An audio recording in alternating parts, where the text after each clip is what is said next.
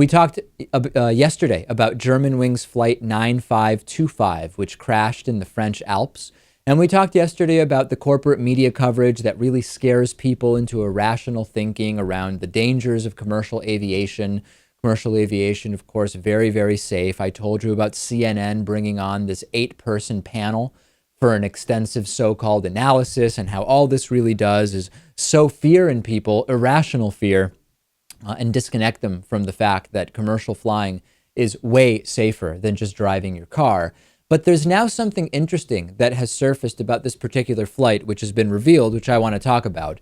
An investigator, this happened in 2 steps. First, an investigator said that evidence from the cockpit voice recorder indicated that there was one pilot who left the cockpit, the pilot rather than the co-pilot, before the plane's descent and was then unable to get back in. And the New York Times says that a senior French military official involved in the investigation said that early on in the flight, there was very smooth, very cool conversation between the pilots, but that at a certain point, the pilot left the cockpit, the captain left the cockpit and could not re-enter, and that he started by tapping lightly, knocking lightly on the door, no answer, hitting the door harder and harder with no answer. You can actually hear in the recording that he's trying to smash the door down, and it was not known exactly why this took place.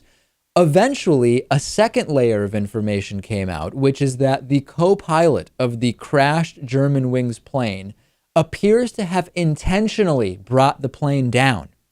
This while the captain was, as I mentioned, locked out of the cockpit, banging on the door to be let back in. Imagine that as a passenger sitting there as the pilot is banging on the cockpit door, trying to get back in, as the plane takes on an increasingly steep descent. And we're talking about First Officer, sometimes known as co-pilot, Andreas Lubitz, 28 years old, who sat alone at the controls of the Airbus A320 as it started this rapid descent. The investigation saying there was no reason to put the plane into a descent, nor not to respond to air traffic controllers, nor not to open the cockpit door and let the captain back in. It's not clear whether it was suicide, but what is being said is that the co-pilot, deliberately made possible the loss of altitude and the subsequent crash. It seems that the co-pilot intentionally brought the Airbus down. We don't know why the pilot left the cockpit initially. That's something we need to figure out.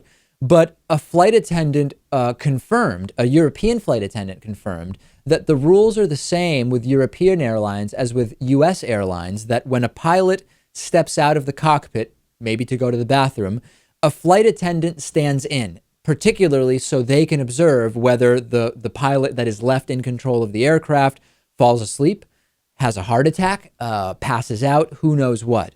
So this is a very, very unusual situation. It actually goes further in telling us how safe the technology side of commercial aviation is. I do wonder, though, what policies might change depending on the outcome of this investigation in terms of how do you protect the passengers from a possibly rogue co-pilot? Incredibly rare, but very, very different dynamics in a circumstance like that than one of technical failure.